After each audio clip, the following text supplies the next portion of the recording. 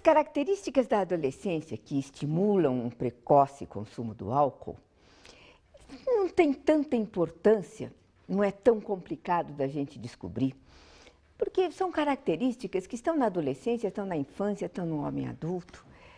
Em primeiro lugar, próprio da adolescência é o desejo de transgredir. E transgredir não quer dizer só transgredir regras, quer dizer transgredir as limitações que uma vida impõe. Vontade de romper com os limites de uma vida só, de uma pele só, de um destino só.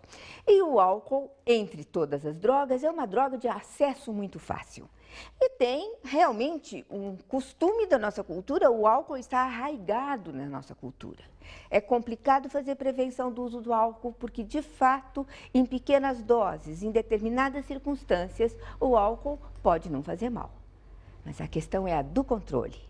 E o que torna um adolescente especialmente sujeito a ser um dependente do álcool é a falta de controle que um adolescente tem com relação a tudo, sobretudo com relação às drogas. A nossa sociedade é, sim, muito permissiva com relação ao uso do álcool. Parece que o álcool faz parte da vida de todo mundo. O primeiro porre de um garoto parece ser uma fase do desenvolvimento obrigatória.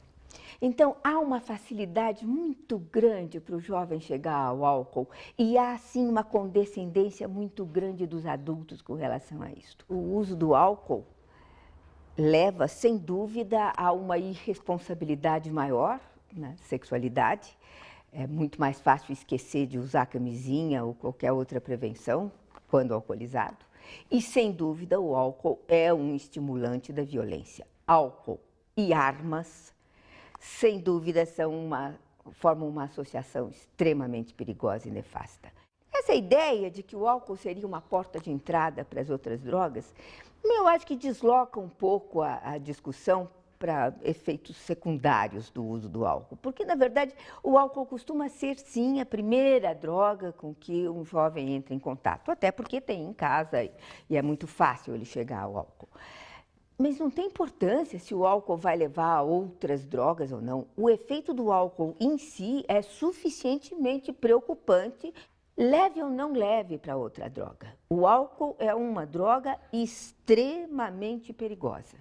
Essa ideia de que a gente deveria abrir mão da preocupação com prevenção, porque o que funciona mesmo são medidas restritivas, é uma ideia de quem não tem memória. Quem tem um pouco de memória e conhece a história, sabe o que aconteceu, por exemplo, nos Estados Unidos durante a vigência da Lei Seca. O que se conseguiu, de fato, foi criar todo um submundo que vivia do álcool, com toda a violência que isto traz. Então, você tentar diminuir a oferta de uma substância sem diminuir a demanda, você tem como consequência, sem a menor dúvida, um aumento do preço em primeiro lugar. E, em segundo lugar, todo um submundo de violência para garantir o tráfico da droga. Então, não é por aí. Prevenção tem a ver com educação. O uso de droga, os efeitos da droga, tem a ver com saúde. Tráfico de drogas tem a ver com a polícia. São três instâncias diferentes. Responsabilidade não se divide. Nós somos todos 100% responsáveis pela formação dos nossos jovens. A família, a escola, a comunidade. As tarefas podem ser divididas. Então, sem dúvida, o uso de drogas tem uma dimensão emocional muito importante.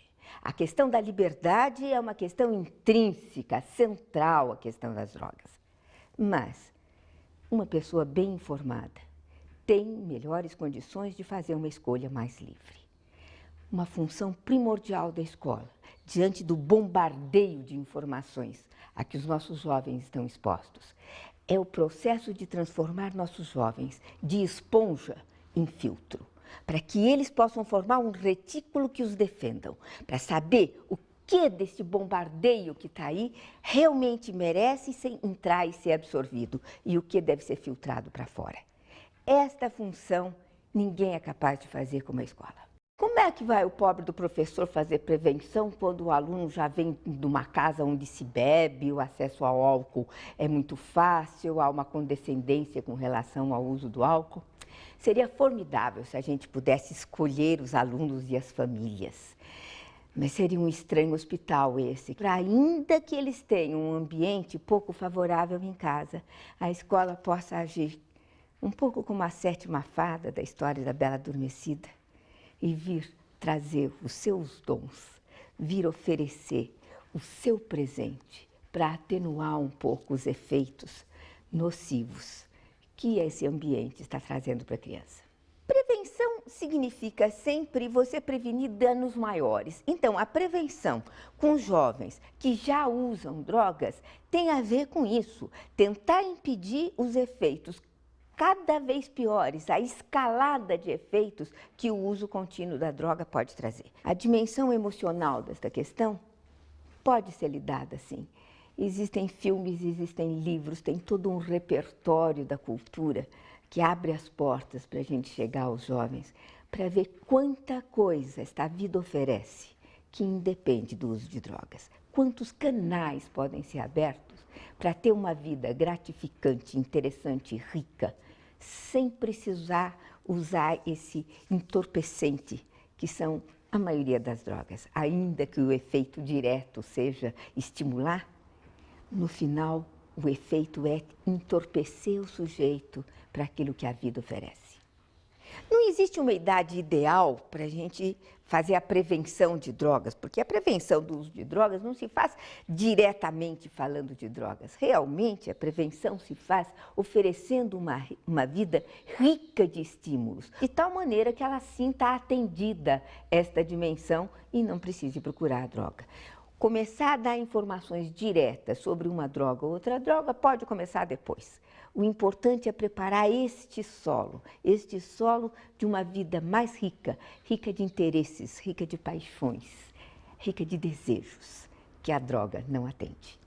A única coisa mais forte mesmo do que o apelo das drogas, principalmente para o jovem, são as paixões. Paixões mesmo, assim, no plural, sem preconceito. O que interessa mesmo é descobrir o que acontece com aqueles que, tendo todas as condições para entrar nessa, não entram.